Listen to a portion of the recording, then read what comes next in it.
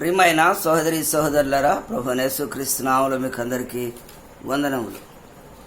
2022 సంవత్సరం సెప్టెంబర్ నెల 22వ తేదీ అనుదిన ఆత్మీయ ఆహారమునకు ప్రేమతో ఆహ్వానిస్తున్నాను.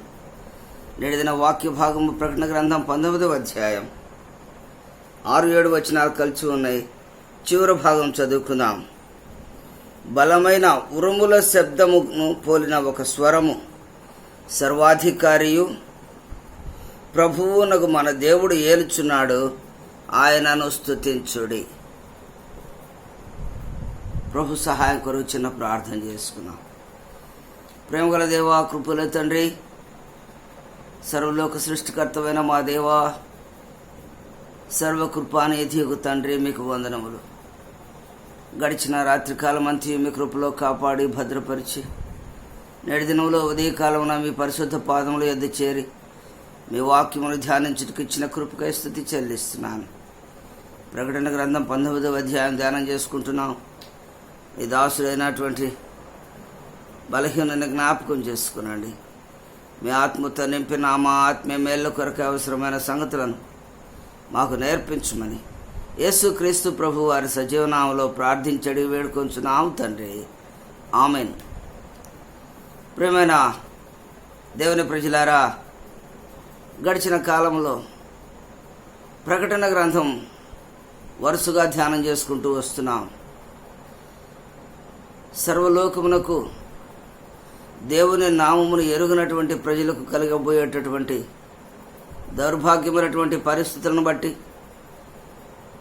వారి మీదకి దేవుడు కుమ్మంచనైనటువంటి ఉగ్రతను గురించి, తెగుళ్లను గురించి, దేవుడు శత్రువుకు, వాని కుమారులకు, కుమార్తెలకు, వాని సైన్యమునకు, క్రూర మృగములకు, మహాబబులోనుకు దేవుడు జరిగించుతున్నటువంటి శిక్షలను యోహాను మనకు రాస్తూ వస్తున్నాడు. వాటిని మనం ధ్యానం చేసుకుంటూ వస్తున్నాం. ఇవన్నీ రానున్నటువంటి దినాల్లో జరగబోయేటటువంటి సంగతులు అని మనకు తెలియజేసినాడు. అంటే ప్రభువు లోకంలో ఉన్నటువంటి సర్వలోక ప్రజలను ఆయన ప్రేమిస్తూ తన ఎద్దుకు రమ్మని ఆహ్వానిస్తున్నటువంటి వారుగా ఉంటున్నాడు. కారణం, సర్వలోక ప్రజలు ఆదిపిత్రుడైనటువంటి ఆదాము అవ్వలు జరిగించినటువంటి పాపమును బట్టి దేవునితో సహవాసం కోల్పోయినారు. వారి కన్నులు మూయబడ్డాయి. అపవాది వారిని తన అధీనంలోనికి తీసుకుని వారికి మోసపు మాటలు, అబద్ధమును తెలియజేసి వారిలో వ్యర్థమైనటువంటి ఆలోచనలను, కోరికలను పుట్టించి దేవుని సహవాసం నుండి వారిని తప్పించినటువంటి వాడుగా ఉంటున్నాడు. దేవుని మాట లోబడకపోవటం వలన దేవుడు కోపించినాడన్నటువంటి సంగతి ఆది కాండంలోనే మనం చూస్తాం. దేవుడు ఏం కోరుకుంటున్నాడు? తన పట్ల తను విధేయత కోరుకుంటున్నాడు. తన నామమునకు మహిమ కోరుకుంటున్నాడు. అట్టి మహిమ కలగని చోట ఆయన ఎంతగానో ఓపికతో కనిపెట్టి ఎప్పటికైనా మారతారని ఆయన ఎదురు చూచినాడు. అయితే ప్రజలు తమ హృదయమును కఠినపరుచుకుని దేవుని యొద్దకు రానొల్లనటువంటి స్థితిని బట్టి లోకంలో పాపం విస్తరించిపోయి అపవాది తన కార్యములను విజృంభిస్తూ లోకమంతటిని కూడా తన స్వాధీనంలోనికి తీసుకున్నాడు. దేవుని నామమును మహిమపరిచే వారు లేనటువంటి వారుగా లోకం విస్తారమైన పాపముతో నిండిపోయింది. అందువలన దేవుడు అనేక సార్లు హెచ్చరిస్తూ వచ్చినాడు. నా యొద్దకు రండి, సజీవుడైన దేవుడైన నన్ను, సర్వలోక సృష్టికర్త అయినటువంటి నన్ను ఆరాధించండి అని ఆయన ప్రేమతో తెలియజేసినాడు. అయినప్పటికీ ప్రజలు తమ హృదయమును కఠినపరుచుకున్నటువంటి వారుగా ఉంటున్నారు. కఠినపరుచుకోవడం అంటే వారికి దేవుడెవడో తెలియకుండా వారి కన్నులకు, చెవులకు అపవాది గురుడితనమును కలుగు చేసినాడు. వారి చెవులను మందం చేసినాడు. వారు దేవుని ఎరగకుండా వారి హృదయాలోచనలను తన వైపుకు ఆకర్షించుకున్నాడు. లోకంలో ఉన్నటువంటి ఎంతో సంతోషము, ఎంతో ఘనతను ప్రజలకు చూపిస్తూ ఇదే జీవితం అన్నట్టుగా వారిని తన వైపుకు నడిపించుకున్నాడు. అనేకమైనటువంటి సుఖ సంతోషములు, అనేకమైనటువంటి ధన సంపదలను, కీర్తి కిరీటాలను, మణులు మాణిక్యాలు, ఆస్తులు సమస్తమును సమకూర్చుకోవాలనేటటువంటి ఆశలో ఉన్నారే కానీ సృష్టికర్త అయినటువంటి దేవుని గురించి వినటానికి కూడా వారి హృదయమును దేవుని వైపుకు తిప్పుకున్నటువంటి వారు కాదు. లోకపు ఆశల ద్వారా దేవుని నామమును దూరపరిచినటువంటి అపవాది లేక శత్రువు, వాడే మహాఘట సర్పము, వాని శిష్యులుగా ఎంచబడినటువంటి 2 క్రూర మృగములు, వీటితో ఆధీనం చేసుకున్నటువంటి, స్వాధీనపరుచుకున్నటువంటి మహాబబులోను దేవుని ప్రజలైనటువంటి వారికి సువార్త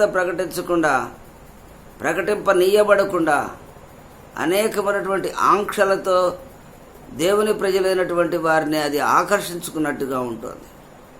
ఈ ఆకర్షణలన్నింటిని బట్టి అవి దేవుని ప్రజలను మళ్లించినవి కనుక దేవుడు తన ప్రజల కంటే కూడా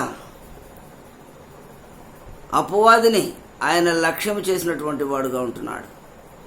అపవాదే తన ప్రజలను దూరం చేసిందని సహించినంతకాలం సహించలేనటువంటి స్థితిలో సర్వలోక ప్రజలు ఖచ్చితంగా వారి మరణ దశలో నిత్యాగ్నిగుండమునకు వెళ్తున్నారు అన్నటువంటి సంగతిని ఆయన గ్రహించి వారిని దాని నుండి విడిపించాలని, సాతాను యొక్క కార్యములను లయపరచాలని కోరుకున్నాడు.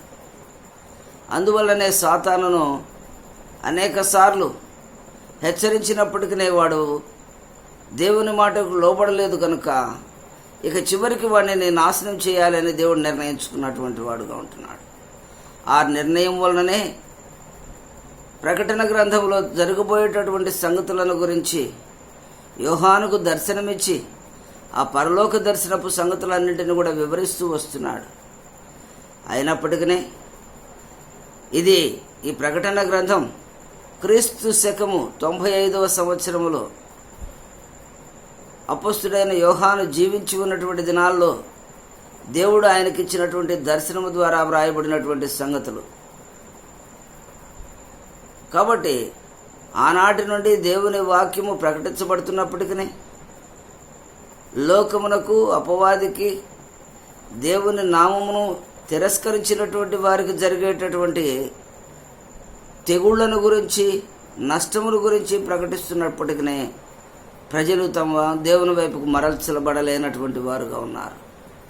కనుక దేవుడు వీటన్నిటికీ ప్రధాన కారకుడుగా ఉన్నటువంటి ఆ మహాఘటపర సర్పమైనటువంటి సాతానును, అపవాదిని, వాడే నేనే క్రీస్తును, నేనే దేవుడను అని దేవుని మందిరములో కూర్చుంటాడు. వాడే అంత్యక్రీస్తు, సర్వలోక ప్రజలను తన మాయాపాయముల చేత నష్టపరుస్తాడు. కాబట్టి మీరు వారిని వెంబడించినట్లయితే నరకమునకు వెళ్తాడని దేవుడు ముందుగానే హెచ్చరించినప్పటికీ ప్రజలు దాన్ని గ్రహించలేనటువంటి వారుగా ఉన్నారు. అందును బట్టి దేవుడు ఈ కార్యకలాపాలన్నిటికీ ప్రధాన పట్టణంగా ఎంచబడుతున్నటువంటి మహాబబులోనును సంపూర్ణంగా కాల్చివేస్తున్నాడు. ఈ కూల్చివేయటం అనేటటువంటి సంగతుల ద్వారా పరలోకపు మహిమ, పరలోకపు ఘనత, ప్రభావము, రాజ్యము తండ్రి అయిన దేవునికి అప్పగించబడనై ఉన్నటువంటిది. శత్రువును జయించినప్పుడు కలిగేటటువంటి ఆనందము పరలోకపులో ఉన్నటువంటి ఆ సైన్యము అనుభవించేదిగా ఉంటుంది. అందుకనే ఎప్పుడైతే బబులోను కూలిపోయిందో, బబులోను కాలిపోతుందో, ఆ యొక్క పరిస్థితులన్నింటినీ దాని ద్వారా మేలు పొందినటువంటి వారందరూ చూచి రొమ్ము కొట్టుకుంటూ, అయ్యో మహాబబులోను, నీకు కలిగినటువంటి నష్టము ఎంత గొప్పది, నీకున్నటువంటి అధికారము, నీ సంపద, నీ ఘనత సమస్తము ఒక్క గడియలోనే పూర్తిగా కాలిపోయిందే అని వారికి కలిగినటువంటి నష్టమును బట్టి వారు ఎంతగానో రోధిస్తున్నటువంటి వారుగా ఉంటున్నారు. అయితే వారి హృదయం అంతవరకే పరిమితమైపోయింది. కానీ ఆ తర్వాత జరిగేటటువంటి దేవుని యొక్క ప్రేమను గుర్తెరగలేనటువంటి వారుగా ఉన్నారు. ఎందుకు దేవుడు ఇంత కఠినమైనటువంటి పరిస్థితుల్లోనికి తీసుకుని వెళ్ళినాడు అన్నటువంటి సంగతులను వారు ఆలోచించలేకపోతున్నటువంటి వారుగా ఉన్నారు. వారు ఇదంతా కూడా దేవుడు మనుషులను ప్రేమించి, ప్రజలను ప్రేమించి వారిని అపవాది బంధకముల నుండి విడిపించాలని అపవాదిని ఆయన లయం చేసినాడు అన్నటువంటి సంగతులను గ్రహించలేకపోతున్నారు. ఇంకనూ లోకము, లోకపు ఆస్తుల్లోనే కొట్టుకుపోతున్నటువంటి వారుగా ఉంటున్నారు. ఆస్తి పోయింది, సంపద పోయింది, మాకున్నటువంటి వ్యాపారం పోయింది, ఇక మేము ఎలాగా అంటున్నారు. కానీ మరణానంతర జీవితమైనటువంటి నిత్య జీవమును గురించినటువంటి సంగతులను వారు ఎరగలేనటువంటి వారుగా ఉన్నారు. నిత్యాగ్నిగుండం నుండి తప్పించడానికే దేవుడు మాకు మేలు చేసినాడు అన్నటువంటి సంగతిని గ్రహించలేకపోతున్నారు. అయితే ఈ విజయమును బట్టి పరలోకపు సైన్యం అందరూ కూడా ఆనందిస్తున్నారు. దేవుడు బబులోను కూలిపోయినప్పుడు వారిని ఆహ్వానిస్తూ వచ్చినాడు. ప్రకటన గ్రంథం 18వ అధ్యాయంలో అంటున్నాడు, అక్కడ మీరందరూ ఆనందించుడి అని అంటున్నాడు. కాబట్టి ఆ ఆనందం అనేటటువంటిది దేవుని ప్రజలలో నింపబడుతూ వచ్చింది. ఆ నింపబడినటువంటి దాన్ని బట్టి 19వ అధ్యాయం ప్రారంభం నుంచి నేను చదువుతున్నాను. అటు తర్వాత బహు జనుల శబ్దం వంటి గొప్ప స్వరము పరలోకమందు ఇలాగు చెప్పగా వింటిని, ప్రభువును స్తుతించుడి, రక్షణ, మహిమ, ప్రభావములు మన దేవునికి చెల్లును. విజయోత్సాహంతో కూడినటువంటి దేవుని ప్రజలైనటువంటి వారు మీరు ఆనందించుడి అని అంటున్నాడు. ఎందుకు? శత్రువుపై విజయం కలిగింది. బబులోను తాను పొందిన విజయమును బట్టి దేవుడు బబులోనుపై, శత్రువుపై దేవుడు తాను పొందినటువంటి విజయమును బట్టి ప్రకటన గ్రంథం 18వ అధ్యాయం 20వ వచనంలో దేవుడు ఆహ్వానించినాడు, పరలోకమా, పరిశుద్ధులారా, అపోస్తలులారా, ప్రవక్తలారా, దాని గురించి ఆనందించుడి. ఏలయనగా దాని చేత మీకు కలిగిన తీర్పునకు ప్రతిగా దేవుడు ఆ పట్టణమునకు తీర్పు తీర్చి ఉన్నాడు. అపవాది మీకు విరోధిగా ఉన్నప్పటికీ అపవాదిని జయించి దేవుడు మీ వైపుగా, మీ పక్షంగా దానికి తీర్పు తీర్చినాడు. కాబట్టి మీరు ఆనందించుడి అని దేవుడు ఆహ్వానించి వారిని ఘనపరుస్తున్నటువంటి వాడుగా ఉంటున్నాడు. దేవుడు చేసినటువంటి మేళ్లను జ్ఞాపకం చేసుకుంటూ ఇప్పుడు పరలోకంలో సంతోషం విస్తరిస్తున్నటువంటిదిగా ఉంది. కాబట్టి ఇప్పుడు మా రాస్తున్నారు, ఆ పిలుపును అందుకున్నటువంటి వారందరూ కూడా ఆనందపడుతూ ఆయనను కీర్తించి ఘనపరుస్తున్నటువంటి వారుగా ఉంటున్నారు. ఈ 19వ అధ్యాయంలో ఆ యొక్క విజయమునకు గుర్తుగా దేవుని ఆరాధిస్తున్నారు. అనంతరం గొర్రెపిల్లి యొక్క పెండ్లి విందుకు సంఘము సిద్ధపరచబడుతున్నటువంటిదిగా మనం చూస్తాం.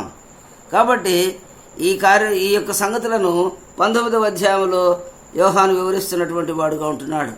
మొదటిగా ఆ విజయమును గురించినటువంటి సంగతులు, ఎవరు ఎవరిని ఎలాగా కీర్తిస్తున్నారు అన్నటువంటి సంగతులను అపోస్తలుడైనటువంటి యోహాను రాస్తున్నటువంటి వాడుగా ఉంటున్నాడు.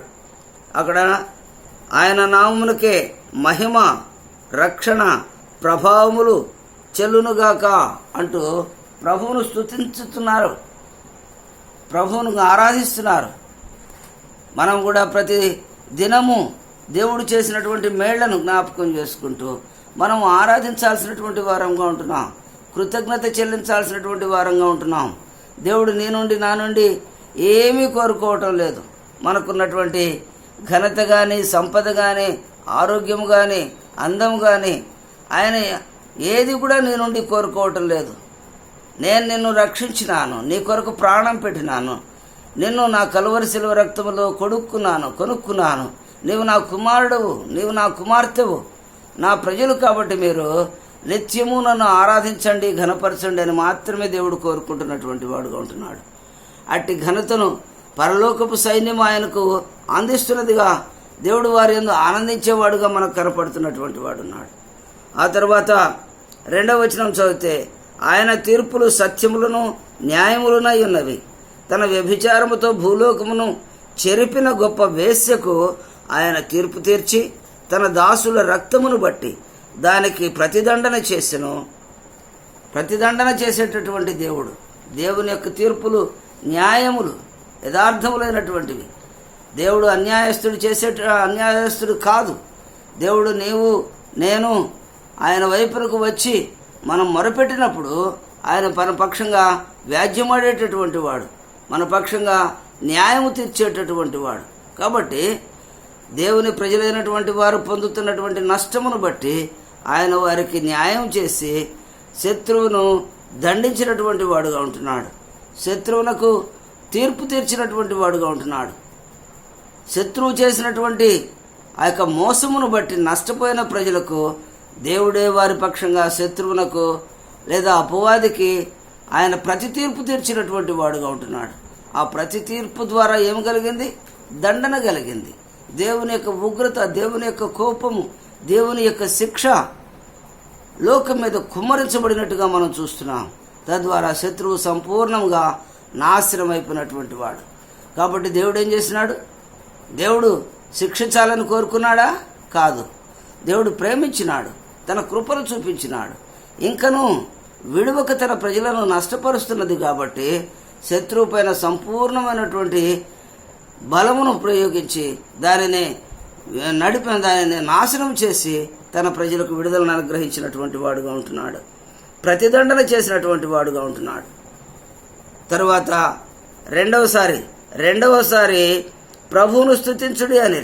కాబట్టి మొదటిగా విజయమును బట్టి ఆయనను ఘనపరిచినారు. రెండవదిగా మళ్ళీ ఆనందించుడి, ఘనపరచుడి అని సెలవిస్తూ వచ్చినారు. 3వ వచనంలో ఆ పట్టణపు పొగ యుగయుగములకు పైకి లేచుచున్నది.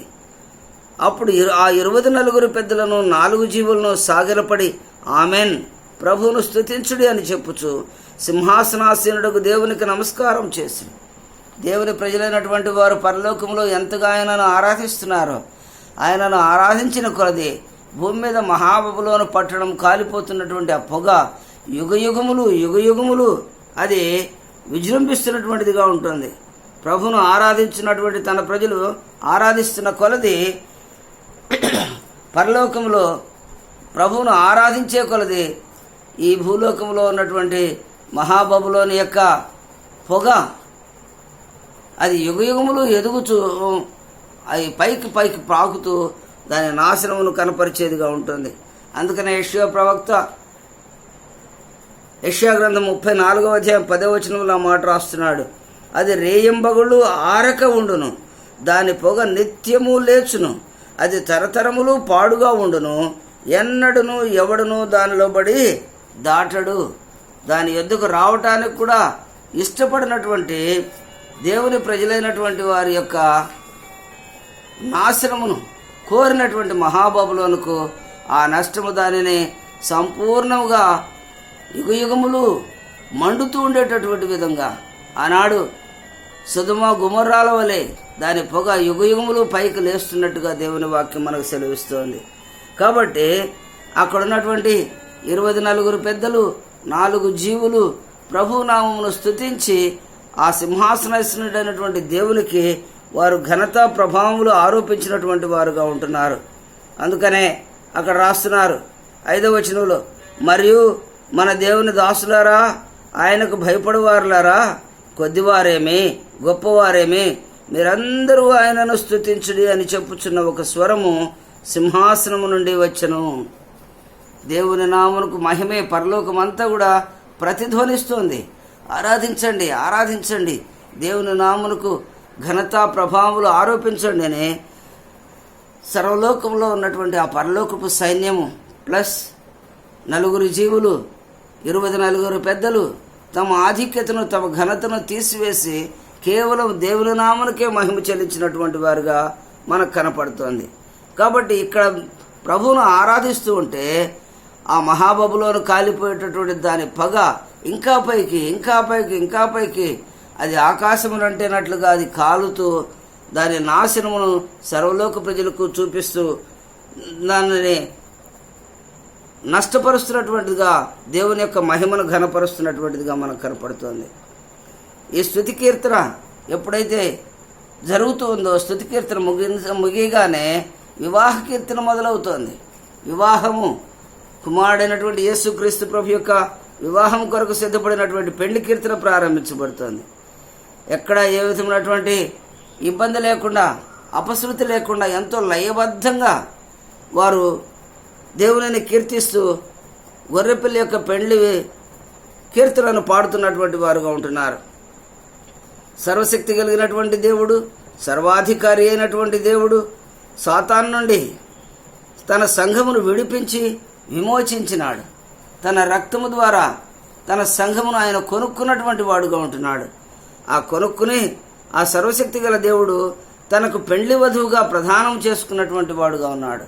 ఇప్పుడు ప్రదానం చేయబడినటువంటి ఆ పెళ్లి వధువుతో ఆయన తన వివాహమునకు దాన్ని సిద్ధపరచుకున్నటువంటి వాడుగా ఉంటున్నాడు. తన వధువును తనే తన అలంకారములతో దాన్ని అలంకరింపజేసి దాన్ని తన వైపునకు ఆకర్షించుకుంటున్నటువంటి వాడుగా ఉంటున్నాడు. కాబట్టి ఈ ఆరాధన అనేటటువంటిది, ఈ స్తుతి అనేటటువంటిది దేవుని యొక్క మహిమను కనపరుస్తున్నటువంటిదిగా ఉంటుంది. నీవు నేను కూడా ఆత్మీయ జీవితంలో ప్రభువును ఆరాధించి ఆయన పెళ్లి వధువుగా, ఆయన సంఘముగా ఆయన వచ్చినప్పుడు ఆయనతో కూడా ఎత్తబడి సంఘములో నీవు నేను ఉండి విమోచించబడాలని, రక్షించబడాలని, నిత్య జీవములు యుగయుగములు జీవించాలని దేవుని యొక్క ఉద్దేశమును నెరవేర్చి మనము దేవునితో కూడా మహిమ పొందుదముగాక. ప్రార్థన చేసుకుందాం. ప్రేమగల దేవా, కృపల తండ్రి, మీ వాక్యంకై మీకు వందనాలు. శత్రువుపై కలిగిన విజయమును బట్టి పరలోక సైన్యము, 4 జీవులు, 24 పెద్దలు అందరూ కూడా దేవుని నామమును ఘనపరుస్తూ రాజ్యము, ఘనత, మహిమ, ప్రభావాలు మీకే ఆరోపించి ఉన్నారు. అనంతరం సంఘము తన యొక్క గొర్రెపిల్ల యొక్క పెళ్లి వధువుగా సిద్ధపడి ఉంటూ ఉండగా ఆ సంగతులను మీ చిత్తమైతే రేపటి దినమున మాకు కనపరచండి, మాకు వివరించండి, మీరు మహిమ పొందండి. యేసుక్రీస్తు ప్రభు వారి సజీవ నామములో ప్రార్థించడి వేడుకొంచున్నాం తండ్రి. ఆమెన్.